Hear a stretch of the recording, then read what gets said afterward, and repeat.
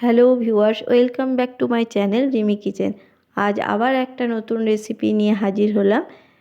তোমরা ভাবতেই পারবে না যে শুধুমাত্র চাল দিয়ে, গোবিন্দভোগ চাল দিয়ে এত সুন্দর কলাকাঁদ বানানো যায়। একদম নতুন ধরনের একটা মিষ্টি রেসিপি তোমাদের সাথে আজকে আমি শেয়ার করব। তোমরা একবার বাড়িতে বানিয়ে দেখবে, আর এতটাই দুর্দান্ত স্বাদের খেতে হয়, না খেলে বুঝতেই পারবে না যে এটা চাল দিয়ে বানানো। একবার তোমরা বাড়িতে অবশ্যই এরকমভাবে বানিয়ে দেখো। চলো দেখে নাও কত সহজেই এই দুর্দান্ত স্বাদের মিষ্টির রেসিপি বানিয়ে নেওয়া যায়।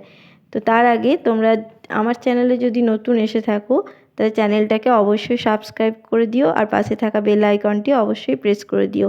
তাহলে আবার কোনো নতুন রেসিপি ভিডিও তোমরা নোটিফিকেশান সহজেই পেয়ে যাবে। তো চলো দেখে নাও কত সহজেই এই রেসিপিটা বানানো যায়। খুবই সুন্দর হয় খেতে, আর এটা দেখতে অসাধারণ হয়, একদম কলাকান্দের মতন। তো চলো চলো দেখে নাও সহজেই এটা রেসিপিটা বানিয়ে নিই। তো এখানে দেখো, আমি এখানে গোবিন্দভোগ চাল নিয়ে নিয়েছি। চালটাকে ভালো করে ধুয়ে পরিষ্কার করে নিয়েছি। 2 থেকে 3 বার আমি ধুয়ে নিয়েছি, দিয়ে পরিষ্কার করে ধুয়ে নিয়ে এটাকে শুকিয়ে নিয়েছি।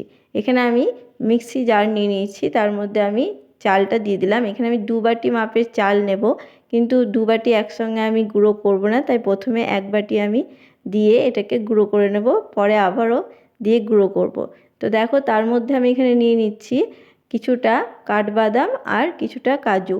তোমরা চাইলে কাঠবাদামটা ব্যবহার না করলেও পারো, শুধু কাজু দিয়েও কিন্তু এটা বানানো যেতে পারে। তো এটা দিয়ে দেবে। তার মধ্যে আমি এখানে দিয়ে দিচ্ছি একটু সামান্য লবণ। আমি যে কোনো মিষ্টি খাবারে একটু লবণ দিই, যাতে মিষ্টির স্বাদটা আরও ভালো হয়। আর এখানে দিয়ে দিলাম অল্প একটু এলাচের গুঁড়ো, যাতে ফ্লেভারটা খুব ভালো আসবে। তো এবার আমি এটাকে পুরো মিক্সির মধ্যে নিয়ে এটাকে আমি ঘুরিয়ে নেব। খুব মিহি দানা কিন্তু করব না, একটু দানাদার থাকবে সেরকমভাবে এটাকে ঘুরিয়ে নিতে হবে। খুব মিহি গুঁড়ো কিন্তু হবে না, চালের গুঁড়ো ঠিক যেমন হয় সেরকমই হবে। তো দেখানো এরকমই হবে। তো এই দেখো, পুরোটাই কিন্তু আমি করে নিয়েছি, দুবারে করে নিলাম। তো এরকম হবে কিন্তু দেখতে, খুব মিহি দানা হবে না, দানাদার টাইপের হবে। এখানে আমি কড়াই নিয়ে নিয়েছি, কড়াইটা গরম করে নিয়েছি। তো দেখো, এর মধ্যে আমি এখানে 2 চামচ ঘি দিয়ে দিচ্ছি। ঘিটা কিন্তু তোমরা কমিয়ে নিতে পারো, বাড়িয়েও নিতে পারো। একটু বাড়িয়ে নিলেও কোনো অসুবিধা নেই। তো আমি এখানে 2 চামচ দিয়েছি, এতেই কিন্তু হয়ে যাবে।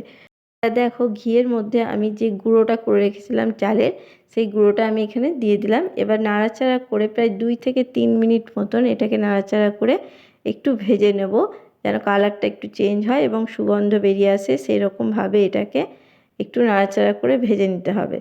দেখো, অনবরত এটাকে নাড়াচাড়া করে নিতে হবে, যেন তলে লেগে না যায় বা তলে কোনো খুব লাল না হয়ে যায়, সেটার দিকে ধ্যান রাখতে হবে। তো একটু নাড়াচাড়া করে নিচ্ছি। দেখো, এটা নাড়াচাড়া করে নিলাম, ভালো করে এটা ভাজা ভাজা হয়ে গেছে। এবার আমি এর মধ্যে যোগ করছি গুঁড়ো দুধ। 2 চামচ মতন আমি এখানে গুঁড়ো দুধ দিয়ে দিচ্ছি।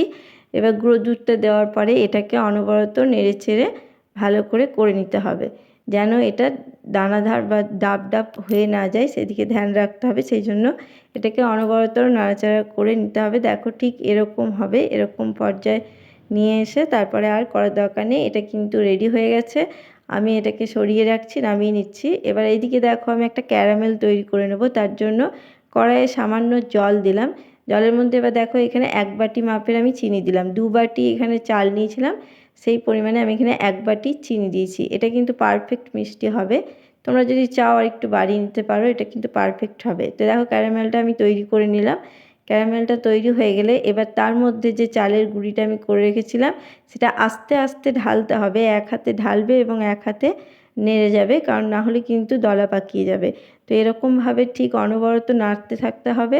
দেখো, পুরোটাই আমি দিয়ে দিয়েছি। এবার অনবরত নেড়ে নেড়ে করে নিতে হবে, কারণ না হলে কিন্তু এটা তলায় লেগে যাবে। তো দেখো, আমি নেড়ে নিচ্ছি। দেখতে পাচ্ছ কালারটাও কিন্তু খুব সুন্দর এসছে, ক্যারামেল যেহেতু দেওয়া হয়েছে তাই জন্য এটার কিন্তু খুব সুন্দর কালার এসছে। আর এখন সুগন্ধটাও কিন্তু খুব সুন্দর লাগছে, তোমরা যখন বানাবে বুঝতেই পারবে। তো এবার আমি দেখো এখানে দুধ দিয়ে দিচ্ছি। আস্তে আস্তে দুধ একটু একটু করে দিয়ে দিতে হবে, দুধটা একসঙ্গে ঢেলে দেবে না। অল্প অল্প করে দুধ দিয়ে এটাকে, লিকুইড দুধ দিয়ে এটাকে করে নিতে হবে। তো আমি দেখো আস্তে আস্তে দুধ দিয়ে দিয়ে এটাকে পুরো ঘন একটা ডোয়ের মতন যতক্ষণ না হচ্ছে ততক্ষণ কিন্তু এটাকে করে নেব। তো আমি এরকম করে দুধ দিতে থাকবো আর নাড়তে থাকবো। দেখতেই পাচ্ছ কত সুন্দর হচ্ছে। তো এভাবে কিন্তু আমি আস্তে আস্তে দুধ দিতে দিতে এটাতে পুরো 500 গ্রাম মতন দুধ আমি এখানে যোগ করেছি।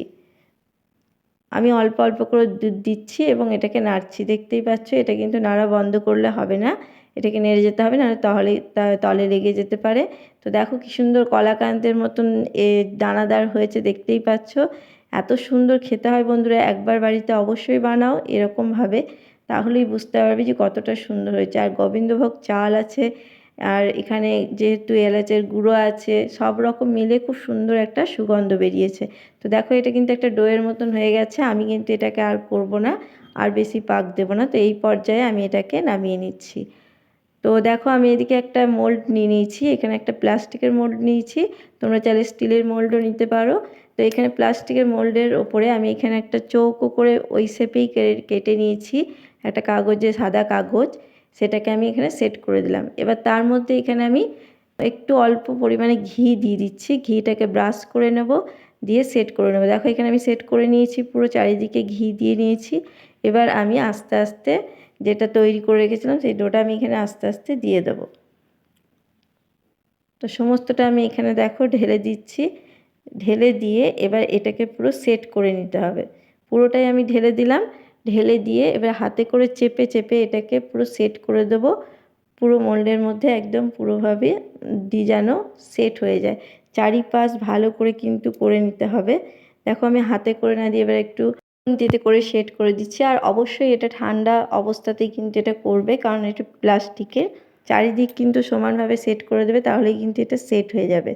আর এটা এরকম করে চেপে চেপে সেট করলে ভেতর পর্যন্ত সমানভাবে সেট হয়ে যাবে। দেখতে পাচ্ছ এটা কিন্তু পুরো রেডি হয়ে গেছে। এটাকে আমি পুরো 15 মিনিটের মতন ফ্রিজে দিয়ে দিচ্ছি। তোমরা চাইলে নর্মাল টেম্পারেচারেও রাখতে পারো, কোনো অসুবিধা নেই, খুব তাড়াতাড়ি এটা কিন্তু জমাট বেঁধে যাবে। তো দেখো এটাকে আমি 15 মিনিটের জন্য রেখে দিচ্ছি, তারপর তোমাদের দেখাচ্ছি। দেখো 15 মিনিট পর আমি ফিরে এলাম। তো দেখো এটা কিন্তু পুরো রেডি হয়ে গেছে, দেখতে পাচ্ছ পুরো সহজেই কিন্তু এটা উঠে চলে আসছে, দেখেছো খুব সুন্দর কিন্তু এটা সেট হয়ে গেছে। দেখো কাগজটাও তুলে দেখাচ্ছি তোমাদেরকে, এটা পুরো রেডি হয়ে গেছে, তো খুব সুন্দর হয়েছে আর একদম কলাকান্তের মতন দেখতে, তোমরা দেখতেই পাচ্ছ। এবার আমি তোমাদেরকে কেটে দেখাচ্ছি কতটা সহজেই কিন্তু এটা কাটা হয়ে যাবে। আর দেখতে পুরো কলাকান্তের মতন, খেতেও কিন্তু পুরো কলাকান্ত মনে হবে, এত সুন্দর হয় এই মিষ্টিটা। একবার অবশ্যই বন্ধুরা বানাবে এবং আমাকে কমেন্ট বক্সে জানাবে যে কেমন হয়েছিল। নতুনত্ব একটা মিষ্টি রেসিপি, আশা করছি তোমরা বাড়িতে অবশ্যই বানাবে। দেখতে পাচ্ছ কত সুন্দর কিন্তু এটা সহজেই কেটে যাচ্ছে।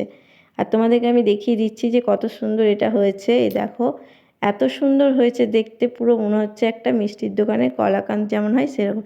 খেতেও কিন্তু প্রচণ্ড টেস্টি, একবার হলেও বাড়িতে বানাও এবং দেখো। আর যেহেতু গোবিন্দভোগ চাল দিয়ে তৈরি সেহেতু সুগন্ধ খুবই সুন্দর। আর দেখতে পাচ্ছ পারফেক্টভাবে কিন্তু এগুলো কোনো ভাঙেনি, কিছু হয়নি, আর খেতেও কিন্তু অসাধারণ হয়। আর ভেতরটা খুব নরম থাকবে, কোনো শক্ত ভাবও নয়। তোমাদেরকে আমি অবশ্যই ভেঙে দেখিয়ে দিচ্ছি যে কত সুন্দর এটা হয়েছে। যদি এই রেসিপিটা ভালো লাগে অবশ্যই লাইক, শেয়ার, কমেন্ট করে দিও বন্ধুরা। আর পাশে থাকা বেল আইকনটি অবশ্যই টিপে রাখবে। আর আমার চ্যানেলটাকে অবশ্যই সাবস্ক্রাইব করে দিও, তাহলে আবার কোনো নতুন রেসিপির আপডেট তোমরা পেয়ে যাবে। দেখো কত সুন্দরভাবে এটা ভেঙে দেখিয়ে দিচ্ছি, খুব সুন্দর কিন্তু ভেতরটা তৈরি হয়েছে আর একদম কলাকান্দের মতন খেতে হবে। আর খুব সফট, মুখে দিলেই কিন্তু মিলিয়ে যাবে। একবার হলেও বাড়িতে অবশ্যই বানাও। আশা করব তোমাদের এই ভিডিওটা ভালো লেগেছে। যদি ভিডিওটা ভালো লাগে আমার চ্যানেলটাকে অবশ্যই সাবস্ক্রাইব করে দিও বন্ধুরা। আজকে এই পর্যন্ত, আবার কোনো নতুন রেসিপি নিয়ে হাজির হব।